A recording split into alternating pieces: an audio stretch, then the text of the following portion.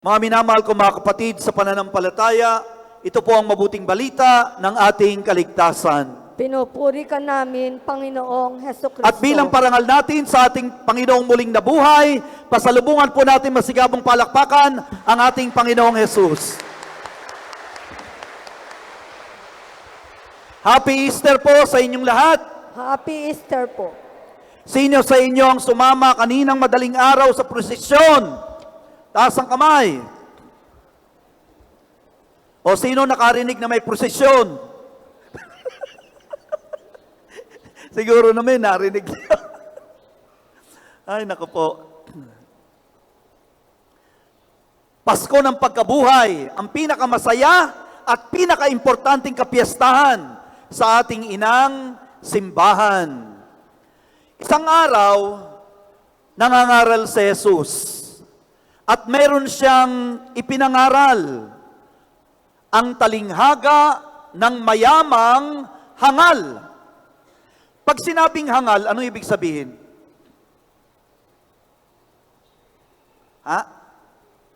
Crazy. See, I'm crazy for you. Touch me one and you know it's true. Crazy. Ibig sabihin sa Raulo. Ba? O ikaw, mag-contribute ka naman. Wala pong alam. Wow, walang alam ikaw. Pag sinabing hangal, ano ibig sabihin? Kanina, ako nagmisa ng 6:30, sabi ng isa, tanga, hangal, siraulo, walang alam. Ayan. Tingnan natin, bakit siya tinawag na hangal? Ito po ang kwento sangayon kay Jesus. May isang mayamang, may malawak na lupain.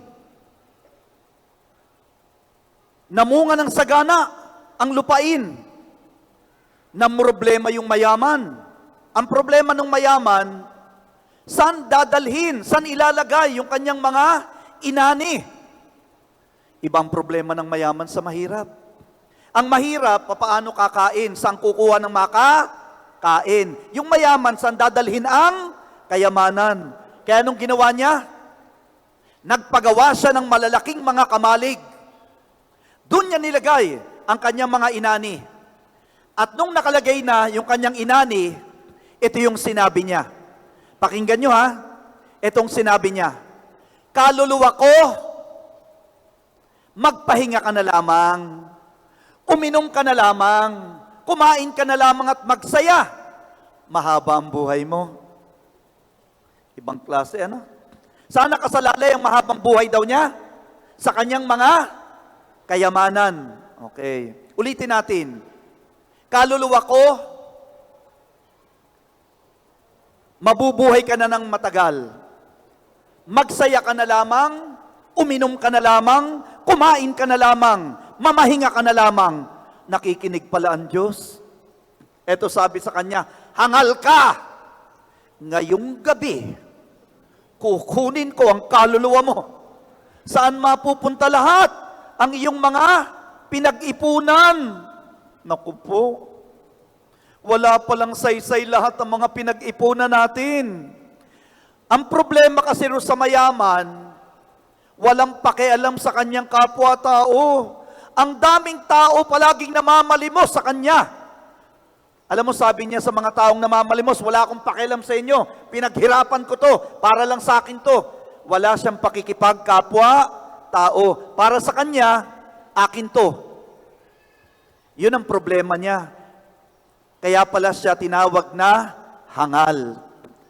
Nakikinig ang Panginoon. Ulitin natin ang sinabi ng Panginoon. Nasabi ko na rito, sa'yo naman. Hangal ka! Ngayong gabi, kukunin ko ang kaluluwa mo. Saan mapupunta lahat ang mga pinag-ipunan mo? At dinagdag ni Jesus, ganyan ang nangyayari sa mga taong mayaman sa material na bagay, pero dukha naman sa mata ng Panginoon. Alam nyo, pansamantala lamang ang buhay dito. Napansin ko, alam nyo, pag ikaw pala'y tumatanda na, nagiging seryoso ka na. Ngayon ko lang naiisip to. Nung araw wala akong pakialam. Kasi ngayon, 20% discount na ako. Naiisip mo pala, ay napakaikli pala ng buhay. Kaya sabi ko, kung ako'y mayaman, kung ako'y milyonaryo, gagamitin ko ang kayamanan ko para mapunta ako sa langit. Hindi yung kayamanan mo ang magdadala sa iyo sa impyerno. Sana nakikinig lahat ng mga milyonaryo. Sana nakikinig lahat ng mga mayayaman. Hindi mo madadala ang mga kayamanan mo. Hindi mo madadala ang mga kotse mo, mga lupain mo, mga pera mo sa bangko. Iiwanan mo lahat yan. Maging mga alahas mo, iiwanan mo lahat yan. At ipapamana mo sa iyong mga apo't anak. At pag nagipit, isasanla sa Cebuana Luwilier.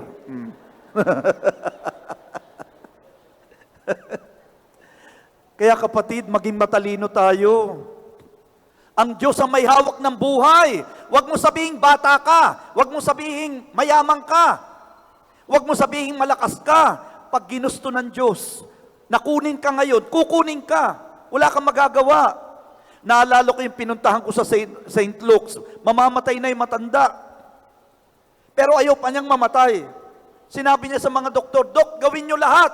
Bibigyan ko kayo ng pera. Kita ninyo? Hindi madadagdagan ng pera mo ang buhay mo. Diba? Malay niyo, huling araw ko na ngayon. Pwedeng mangyari, hindi. Pwedeng huling misa ko na ngayon. Mamili kayo, huling misa ko o huling simba nyo? Sabi nung isa, mag-isa ka, marami kami. Ay nako, mga kapatid ko sa pananampalataya. O, sige nga, exercise tayo. Sino ang nagmamahal sa Panginoon? Sino ang naniniwala sa Pasko ng Pagkabuhay? Taas ang kamay. Huwag ibababa. Huwag ibababa. May susunod pa. Kaya gagaling niyong tumaas. O sino na ang gustong makita ang Panginoon? Sabi ni ate, abay, ibang usapan yan. Ang tanong, bakit ko sinasabi ang kwentong ito? Kasi po, malaki ang problema ng Pilipinas. Sumikat ang Pilipinas sa buong mundo ngayon. Bakit? Tayo ang pinakamahabang selebrasyon ng Pasko ng pagsilang ni Jesus. Pagpasok pa lang ng ber, ano yung unang ber? Septem, Okto, Desem, Novem, 4 na buwan. Eh yung kapitbahay ko ngayon, hanggang ngayon, nandun pa rin yung Christmas tree. Yan ang problema. Nakasalala yung ating pananampalataya kay Kristong ipinanganak. Kaya pagpasok pa lang ng ber, pumunta ka sa SM, ano maririnig mo? September pa lang, ito maririnig mo. Greeting cards and all been sent, the Christmas rush is through, but I still have one wish to make, a special one for you. Merry Christmas, darling. Kinikilig naman. Kapatid, walang masama sa pagsilang ni Jesus. Pero hindi diyan dapat nakasalalay ang pananampalataya natin. Kaya ano nangyari? Ngayon, Pasko ng Pagkabuhay, pinaka-importante, pinaka-masaya. Para tayong mga tamlay. Bakit? Kasi yung iba galing sa beach. Galing sa pugpog. Galing sa matiktik. Walang preparasyon. Kaya pag sumimba, imagine, Pasko ng Pagkabuhay, dapat sa Africa, 3 araw ang celebration namin, sayawang kami sa kalye. Dito, kanina, isinigaw ko sa 6:30, Hallelujah! Sabi ng mga tao, Hallelujah! Papaano puyat? Galing Baguio, galing beach, nag-swimming, kaya ito nangyayari sa atin. Siguro panahon na para itama. Kapatid, oo nga, ipinanganak nga si Kristo, pero kung hindi naman nabuhay yan, di baliwala. Lahat naman tayo pinanganak. Kaya ngayon may sasabihin ako sa inyong pahina sa Biblia. Ito lang ang inyong tandaan, maganda na misa nyo ngayon. Sabihin ninyo, unang sulat ni San Pablo. Naku, mga inaantok. Mga puyat. Sabihin niyo, unang sulat ni San Pablo sa mga taga-Korinto, Kabanata 15, talatang 14. Ulitin niyo. Diyos ko po.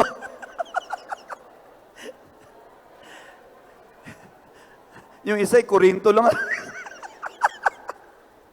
Ulitin natin. Unang sulat ni San Pablo sa mga taga-Korinto, Kabanata 15, talatang 14. Ano po ang nakalagay? Napaka-importante. Ito lang ang tandaan ninyo. Pag-uwi ninyo, napakaganda na ng simba nyo. Ano nakalagay?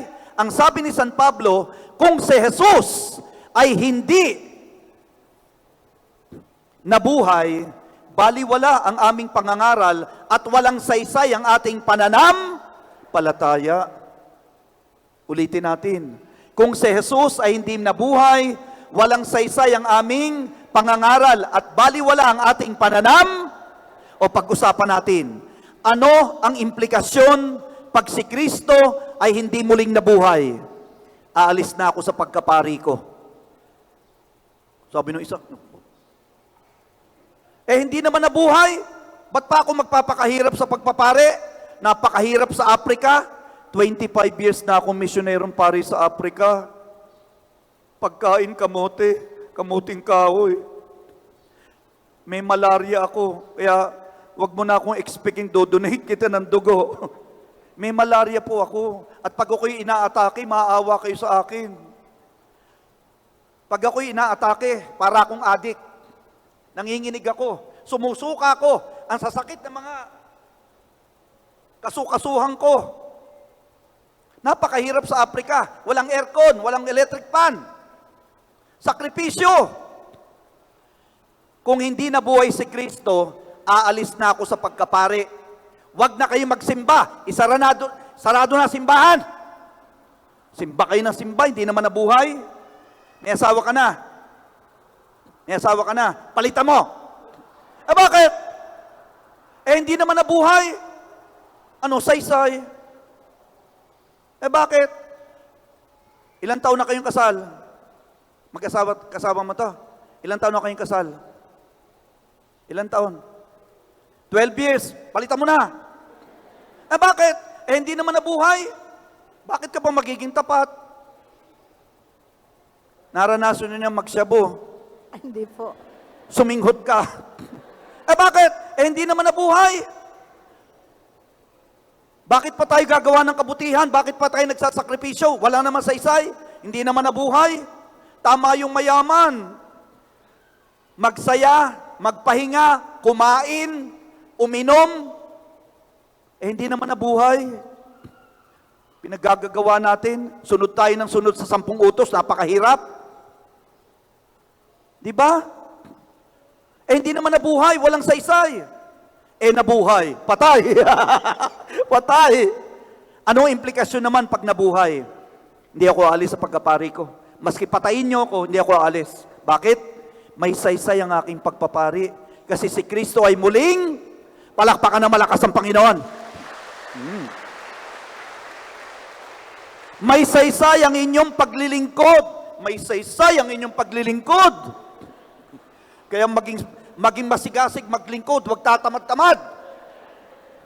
Nabuhay si Kristo.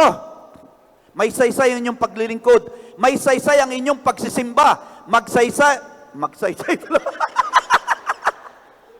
Oy, binibiro lang kita kanina ha. Maging tapat ka sa misis mo, patay ka sa akin. May saysay ang pagiging mong tapat sa misis mo. Biruin mo 12 years na kayo. Wow.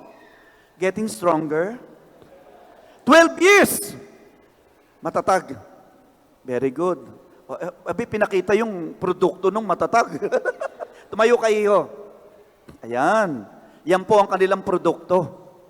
Diba?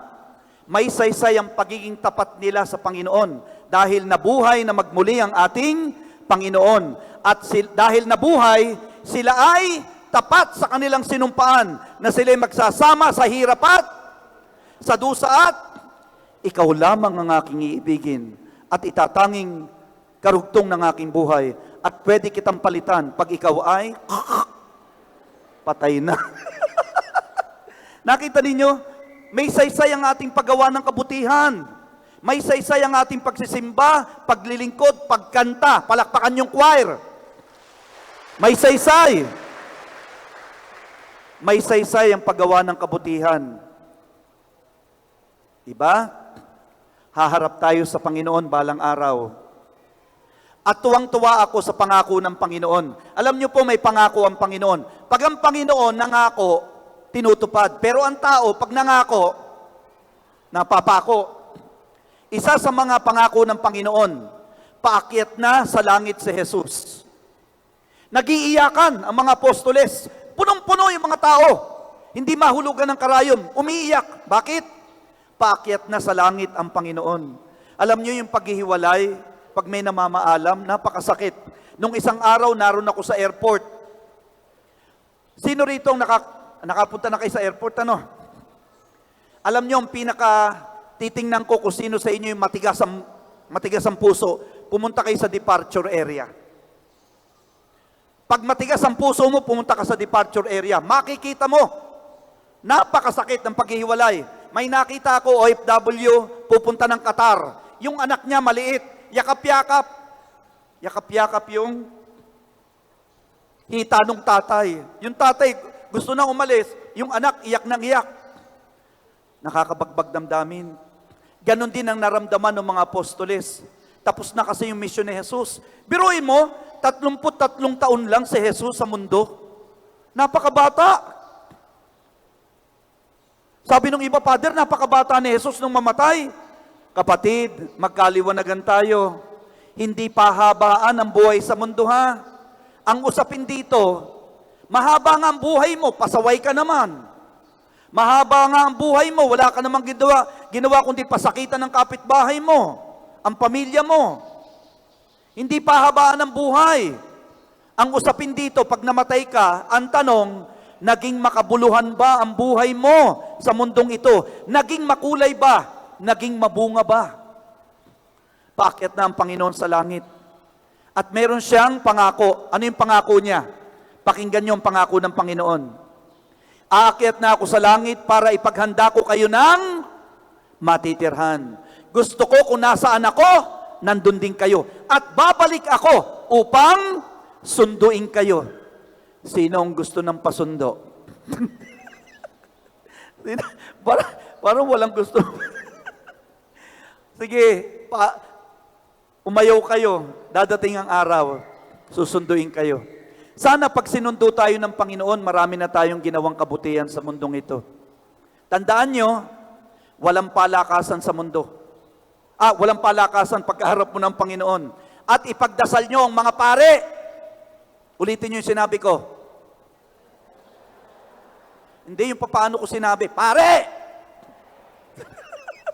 Pagdasal nyo mga pare, mga obispo, mga madre, mga seminarista, mga pastor, mga ministro. Bakit?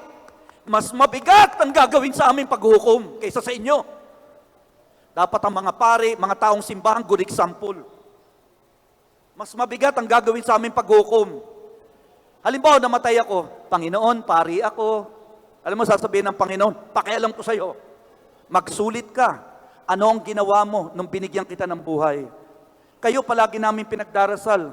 Pinagdasal nyo ba kami? O kita nyo, walang nagmasagot? Sabi nung isa, o sige, beginning today. Kapatid, kailangan kasi bang gising eh. Masyado tayong nanlalata sa ating pananampalataya. Kailangan manggising ang pare sa natutulog na pananampalataya. Hari nawa, yun lamang ang aking panalangin, na pag tayo'y tinawag ng Panginoon, sana may masabi tayong ginawa natin sa kabutihan. Sana ready na tayo. At ang pinakamagandang preparasyon, pag tinawag tayo ng Panginoon, panatiliing malinis ang ating konsensya. Pag malinis ang konsensya mo, hindi ka matatakot. Kaya kung tatawagin ako ng Panginoon ngayong araw, ramdam ko pare. Parang kinukuha na ako Huwag kayong mag-alala, babalikan ko kayong lahat. Uunahin ko yung mga lay minister. At sasabihin sa inyo, oy, nauna na ako, susunod ka na. Ay, nako, mga kapatid, Gumising tayo sa pananampalataya, mauubos tayo. Ang dami ng mga sekta. Diyos ko po, ang dami ng Katoliko nalipat sa ibang sekta. Kung hindi tayo gigising, walang mangyayari sa atin. Huwag lamang kayong umasa sa mga pare, sa mga naglilingkod sa simbahan.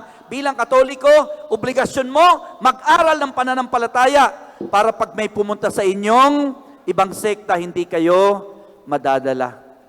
Sa ngalan ng Ama at ng Anak ng Espiritu Santo. Amen.